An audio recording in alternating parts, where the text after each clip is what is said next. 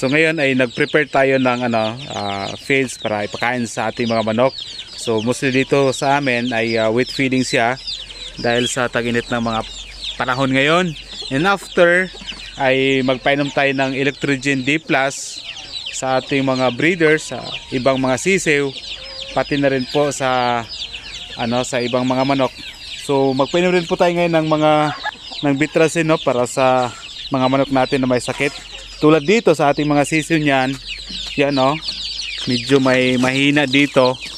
So painom tayo ng Bitrasin. May mga breeders din po tayo, yan, no, mahina na sisiw. So may mga breeders din tayo na medyo nagkaroon din po ng sakit. So painumin din natin ng Bitrasin. Okay.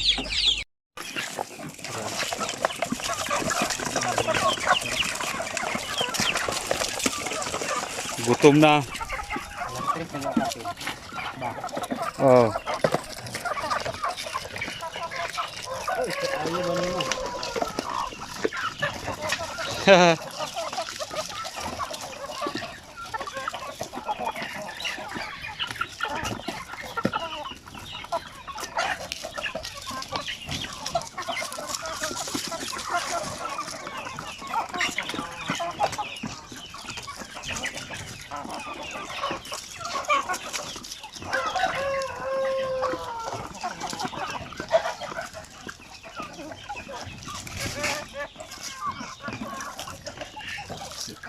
So ngayon, grabe talaga ang init ng panahon.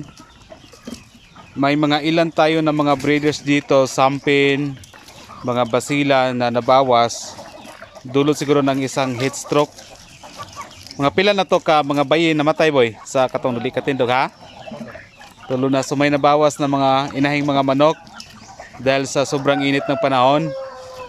Kaya ngayon ay nagpainom tayo ng Electrogen D+ para ma-prevent yung pagka-heat stroke ng ating mga manok. Ang isa pa sa problema natin ngayong sobra yung tag-init ay naano sila? Humina yung pangingitlog nila. Di ba, boy, na compare na to, boy, ang itlog sa kan, hinay ang ilang itlog. So no choice kundi kailangan nating magpainom sa kanila ng mga vitamins para mabalik yung lakas nila na pangingitlog.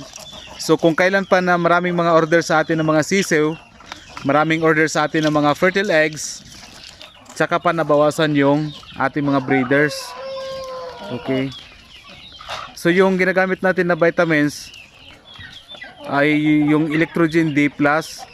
Kasi nagtanong ako kanina sa Agrivet Supply kung alin yung pinakamura na vitamins na pwede natin ipainom, yung Electrogen D+. Actually marami na tayong ginagamit ng mga vitamins kaso medyo mahal. So hindi ako masyadong gumagamit ng vitamins. So kanina dulot na nangyari sa ating manukan. So gumagamit tayo ng Electrogen D+.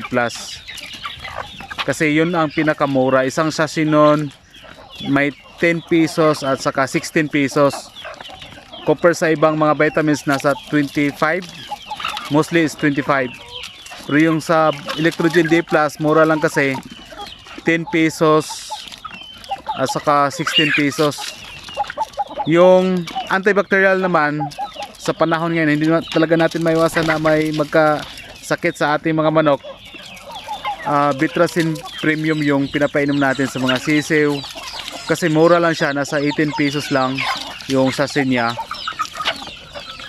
Iba 30 plus, 35. Sa iba na mga antibacterial yun, 18 pesos lang. So sa atin medyo malaking tipid na yon, yung vitamins at saka antibacterial. Okay.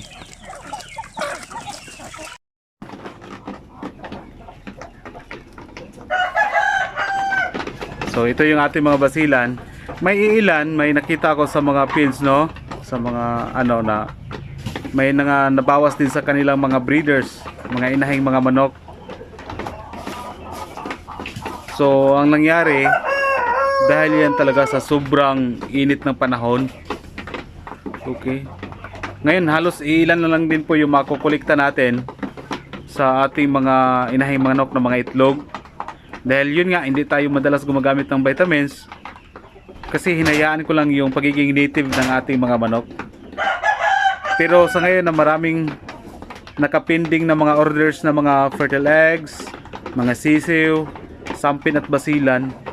So magpainom na lang tayo ng vitamins sa kanila. Hindi talaga yan maiiwasan.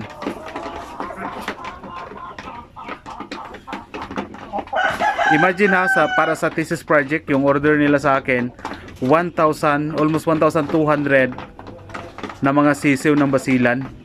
Pero ang gawin natin dyan, lagay natin sa rep yung mga fertile eggs, then isabay natin i-incubate siya. Yun ang gawin natin. Pero hindi isang bagsakan, kundi by batch siya, kasi hindi natin makaya ang 1,200 na mga sisiw. Okay.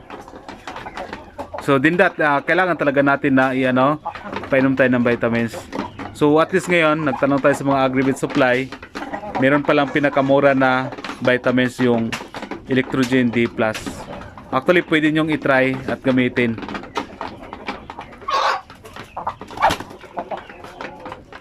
Actually, gumagamit naman ako niyan dati, pero hindi masyadong hindi masyado akong gumagamit. Sa ngayon lang na yung tulad ng ganito mga panahon. Yung may hinahabol ka ng mga orders. Ganyan.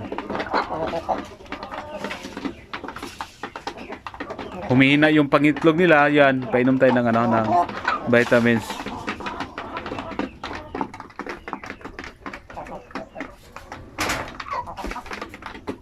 Actually, hindi lang siguro ako ngayon yung naka-experience ng ganito sa sobrang init ng panahon.